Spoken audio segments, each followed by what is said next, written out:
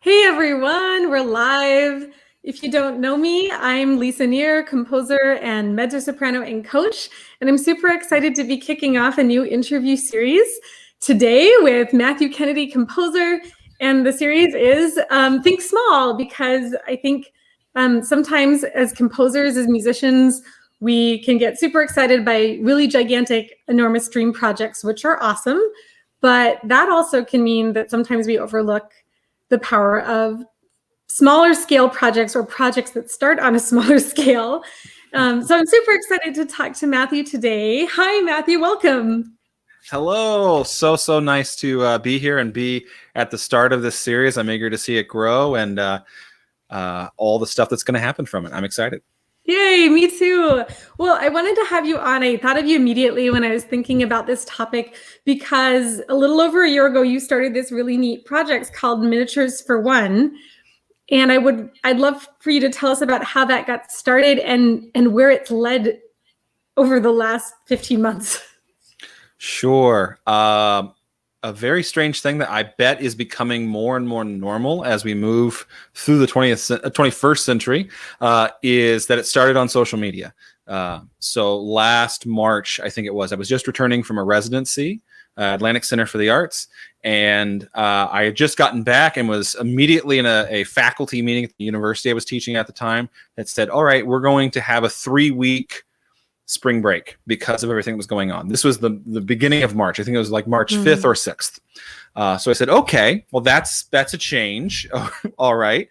So maybe a week or so into that, I heard the same news from my children, elementary age children, that they were going to be out of school as well. So it's like, okay. So my anxiety started building up. I'm naturally a very anxious person, and I started being a little bit anxious about what was going to happen. So around the middle part of March, I put up a post on social media, on Facebook actually, that just said, it seems like we're going to be doing this for a while. I'd like to have something to help me fill my time so that way I'm not so idle and anxious and just kind of ruminating on everything that was going on. So I thought I would write these short pieces for friends over these days. And I put up a original call or, have folks participate. That was just supposed to be the first 15 people. That first post had 50 is where I capped it.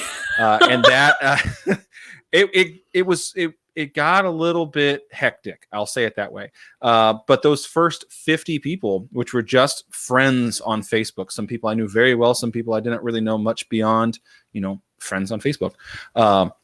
But those first 50 people turned into book one of the Miniatures for One project, as I ended up calling it after the first couple of those. And then that kept on snowballing very quickly. People, I would share these every day. I'd write them, write one a day for the first 20 or so. And then I started writing 2 of them a day. And I'd give myself 60 minutes to write one of these pieces. The pieces were usually between 30 seconds and a minute. Somewhere around there, but I give myself about 60 minutes of those, and then it ended up snowballing all the way until August, whenever I wrote the 200th one, which was the end of book 4. So it was, I think it's a little over 150 days, but it snowballed. I'll say it that way.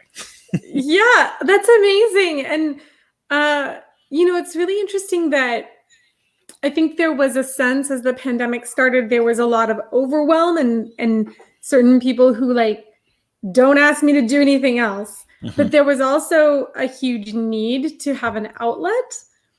And it sounds like you had an outlet, you had a need to have an outlet. And also you discovered that a lot of people, more people than you thought, wanted an outlet too.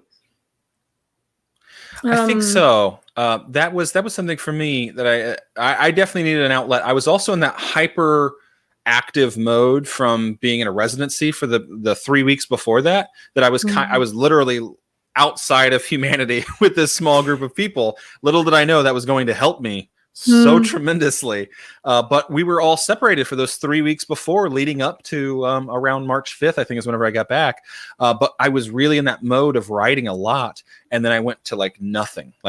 The pieces I was writing, those premieres were canceled. Everything was canceled. And I had all these friends that had performances that were canceled as well. And I started seeing, okay, I think there's a need to try to help these folks. So at first I thought, okay, maybe I'll just try to buy some albums, other things online. There's only so much I can do with that. There's only so many dollars I can go towards that. So then I thought, okay, what if I started replacing or restarting one of the things they're missing the most, which is that process of learning new music, learning new rep, preparing it, but do it in a super low stress setting. So give them a tiny little piece and make it for free. So the stress is hopefully eliminated.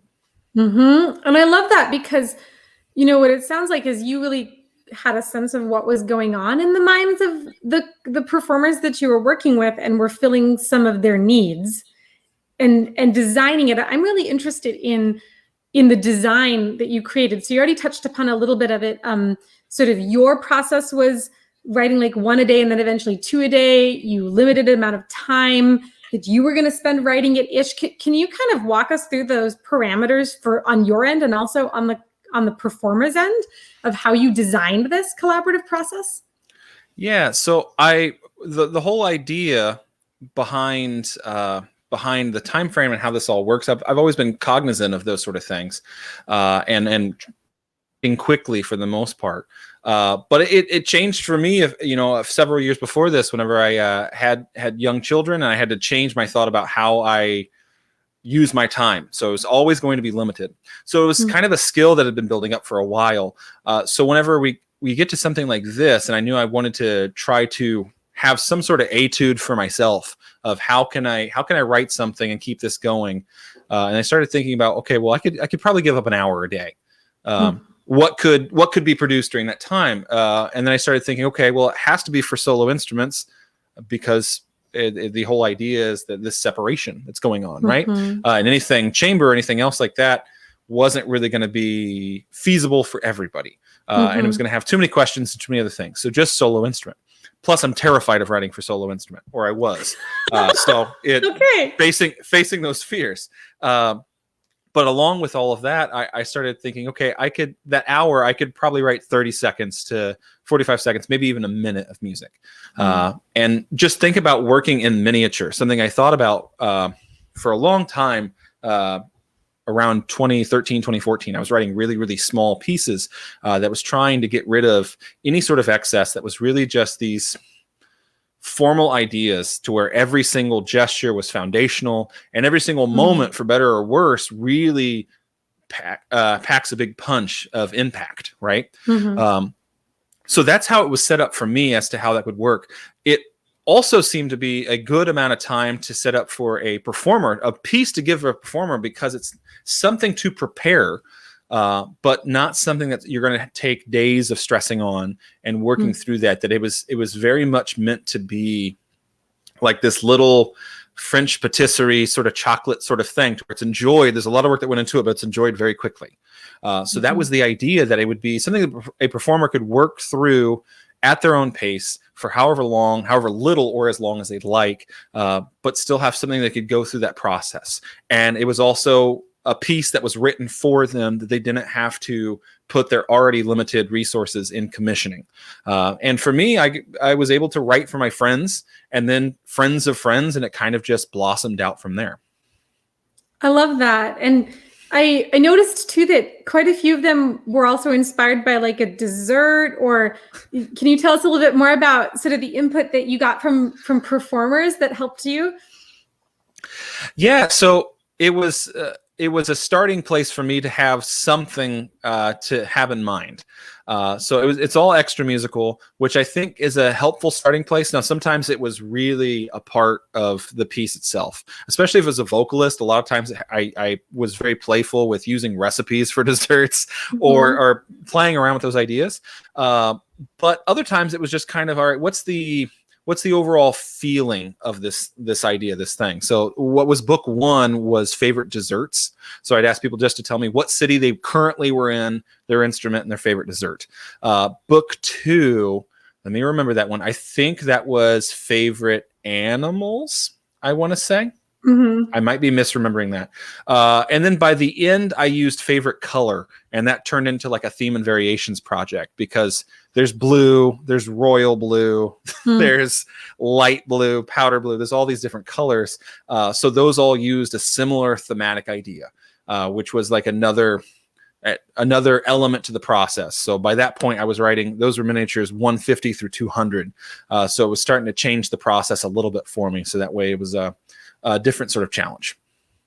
Yeah, I love that. And I think it's great that you touched on, like, you let it adapt as you went. So there was a continuation of rethinking and reinventing and not feeling stuck necessarily, Sure. which is great, because I think sometimes one could set up parameters and then get kind of sick of them or stuck with them, you know? But I also love this idea of taking that input from the performer. So, there's a lot of co-investment and co-creation that I'm sensing went into this. And I wonder, is that something that came naturally to you, or did you have to think a little bit about how to design that process? Or all these parameters you just talked about, how did you come up with those? Well, I think they had to adapt no matter what. I put out the call it's a Facebook post. It sounds so silly to use. I don't want to use highfalutin language, but it's still that's really what it was. I put out that call, and less than 24 hours later, the first one was already written. Wow. So in terms of planning, you don't have a ton of time. So I'm a person that loves to plan out these ideas, whether it's working in festivals or programs at universities. That's something I really dig and I really enjoy. But in this one, it was kind of okay, let's put this out there. We'll adjust it as we go. Make it feel low stakes. Mm-hmm.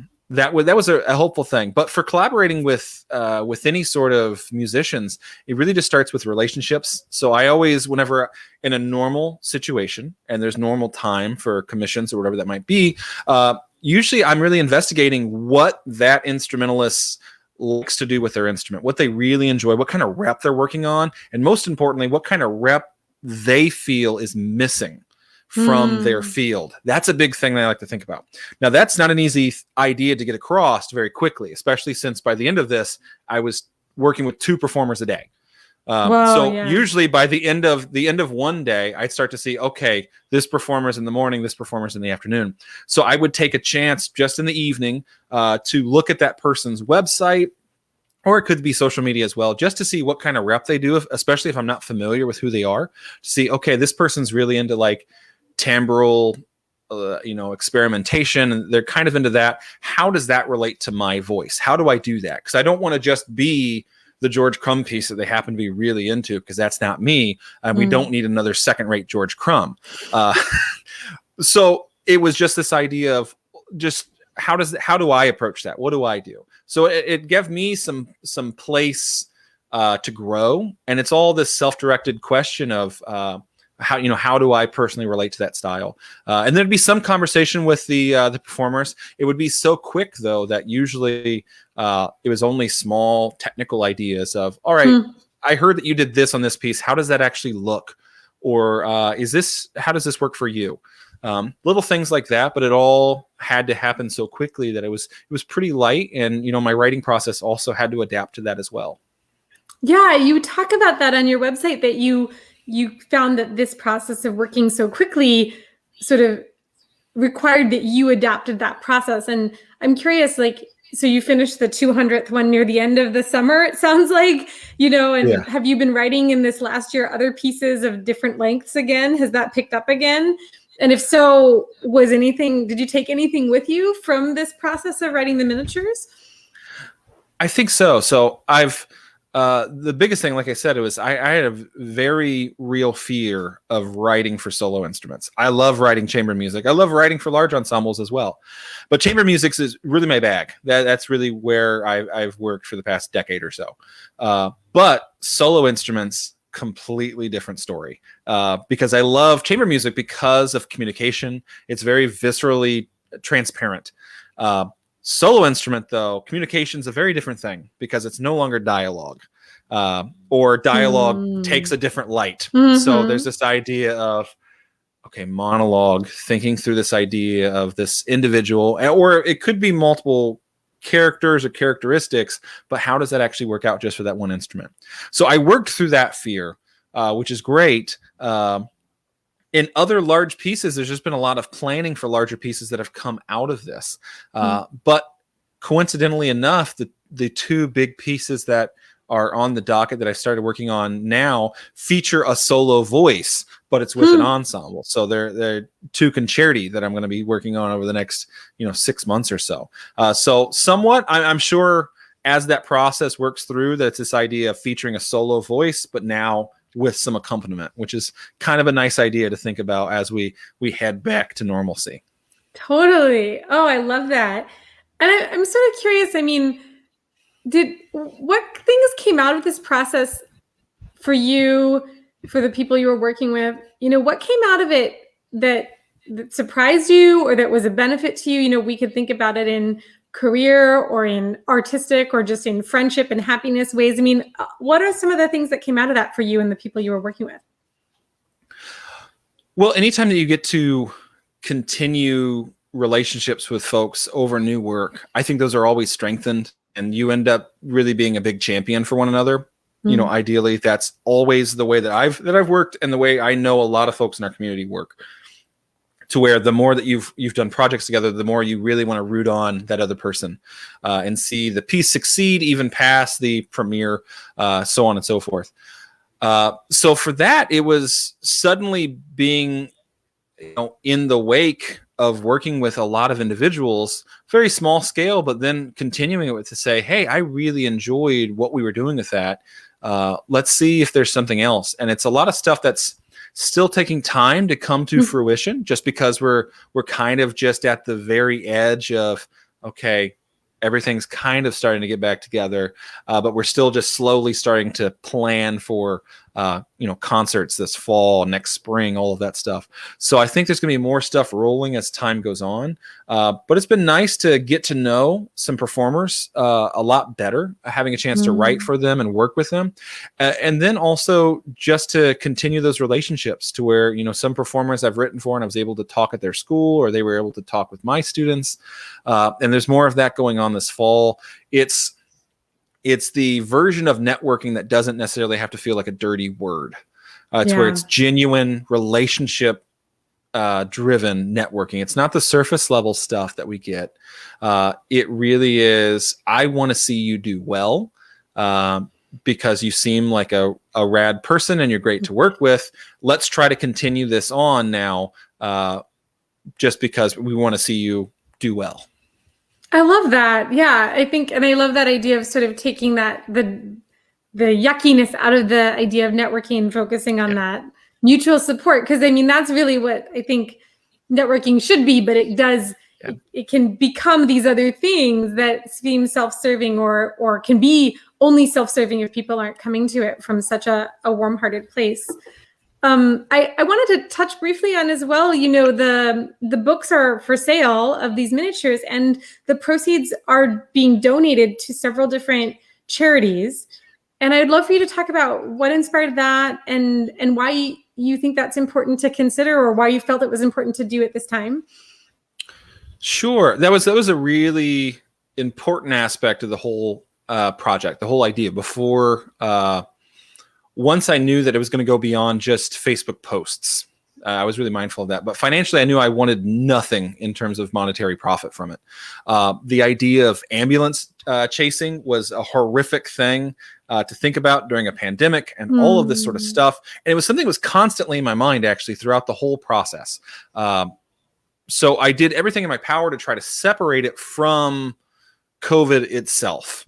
That I really, that's the difficulty sometimes with these memorial pieces or pieces written in response to something, is how those pieces age. They're kind of locked in that time, and they can still go on, and that can be a great memory space if done well, which there are some of those, definitely. But other times it kind of locks in that time, and it's a tough thing to grasp and work with. So it was something I was really mindful of, to try to make sure that I was thinking of, this is not just a piece just for right now. This is something that's going to go on. So it's not about quarantine. It's not about the thing that's put us on hold. It's just us being on hold. It's something that happened. It's a product that happened while we were on hold, not in response to the reasoning behind it. So that's why it started off with putting, high-res copies of the score on Facebook and to the performers, so that way anyone could have access to it. Nothing was copywritten at all. or there was no complaints about it, or wasn't anything I was really concerned about. And then later on, whenever Just a Theory Press, the publisher that picked it up, it was my main talking point. My main negotiating point was, first of all the musicians need to have free copies of these. So that was something that had to happen. And then beyond that, any proceeds needed to go to organizations that were helping to try to make things better. Because again, to turn a profit off of this didn't feel right to me, let alone I had a full-time teaching job at the time. So I had that privilege to be able to do that.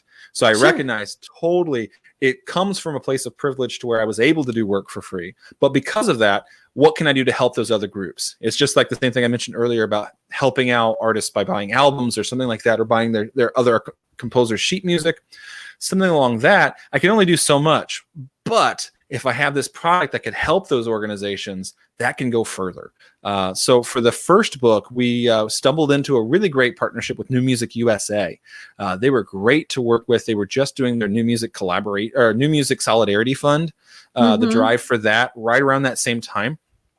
So they were great to work with, and they were fantastic to help share stuff online, and get through all of that process, and really good partners to work with. And then for the other 3 books, it wasn't a collaboration. It was just me thinking, okay, that's great that we were just able to donate, thousands of dollars to this great organization. That's awesome. Who else can we do that with? Even if we're not partnering with them, even if it's just, okay, what's a good group that really deserves some more donations? So book 2 was written around this time last year. So we know we just passed the anniversary of George Floyd's shooting, or not shooting, his murder. But with all of that, everything that was going on, so I was mindful of what organizations we could work with. So the Loveland Foundation, which is an organization that helps provide therapy for Black girls and other healthcare services, was one that I thought would be tremendous to donate to. So that all the proceeds for book 2 went there, and books 3 and 4 were to the Trevor Project and the Matthew Shepard Foundation, both organizations working with LGBTQ plus youth, which I thought was really, really helpful. Both great organizations. And again, it was more than what I could personally do, which was kind of a model that I kept up for the rest of the year. I had a couple other projects last year that it was mindful of, okay, I can do so much, but if I get other folks involved, if I do this thing for free, I can get other folks to help donate more than what I could have done, with my small monetary funds. So that was the idea behind it, that I think it's this idea that I've been really thinking about recently, which is if you want to go fast, go by yourself. But if you want to go far, go with a group. And I think that was the idea, that it was kind of like, let's see how we can get other folks involved with this so that way we can actually do a little more. Yeah, I love that. And actually, what's so interesting is, I started off by saying that the inspiration for this whole interview series is the idea of like small projects, big impact. And like, this is an enormous impact then. The benefit to all these different organizations, to the musicians, to the audience, the energy you're pouring out into the world, the art that's being made. I mean, from a small Facebook post, small seeming Facebook post into this wonderful snowballing of creative energy, of social justice, financial support. It's really exciting and it's super inspiring. And so I'm so grateful to you for sharing this project with us. The last question I have for you before we go is, if you could give some advice to a composer who's maybe thinking about initiating a small scale project like this, what could you share with a composer or any musician thinking about how could I do my own kind of small scale, big impact project? Sure. I would say think through the things that you really want to be doing, whatever that might be. Think about the people you'd like to be working with. Think about how this project will affect you in the short term, and then also think about what this project will be like 5 years from now, 10 years from now. Really think through that process and then just do it. And be forgiving whenever you mess up. That's fine. And the more that you think about that process before you start, the better it's going to be. And then just trust the process once it's going. Really go all in on that thing. Again, if it's coming from a place of these are the individuals I want to work with, these are the kind of things I'd like to create, that's a great place to go. And then throughout the process, just be mindful of, okay, well, I've got to make some small adjustments because this worked, that didn't work. Just be forgiving about that, and find the folks who are just as passionate about it as you are. Folks that you want to champion that also champion you. That goes so far in terms of momentum and energy, especially if it's a project that could have a small product but a long timeline. I love that. And one of the metaphors I love to talk to the composers who work with me about this is sort of a project having like one parent. If it's me writing on Sibelius all by myself, not telling anyone, or how many parents can be involved. If it's me and a lyricist, if it's me and the performer who's going to do it, or in your case, like 200 performers, like all those parents helping this project into the world and all of the people they know. So it's super inspiring. And I'm so grateful for you to share with us this project with us. Thank you for your time and for this music. And I'm going to drop in the comments below after this post. So I'll drop the link to where you can find out more about the miniatures for one and about Matthew's awesome work. Thank you so much, Matthew. Is there anything coming up next for you want to share before we wrap it up? Anything down the pike? Not quite yet. Like I mentioned, I have a couple of big projects coming up, but I haven't announced them yet. Okay. So I'll wait for the performers to announce those first. But thank you so much, Lisa, for having me. I really enjoyed getting to share a bit with you. And thank you so much for letting me be at the start of this great project of yours. Oh, you're so welcome. Yeah, and everyone keep an eye out on Matthew's website for the exciting announcements to come of these big projects. I know they're going to be great. Well, thanks a lot. And everyone watch this space. There'll be some more interviews coming in June about small projects, big impacts. Thanks, Matthew. Thanks so much.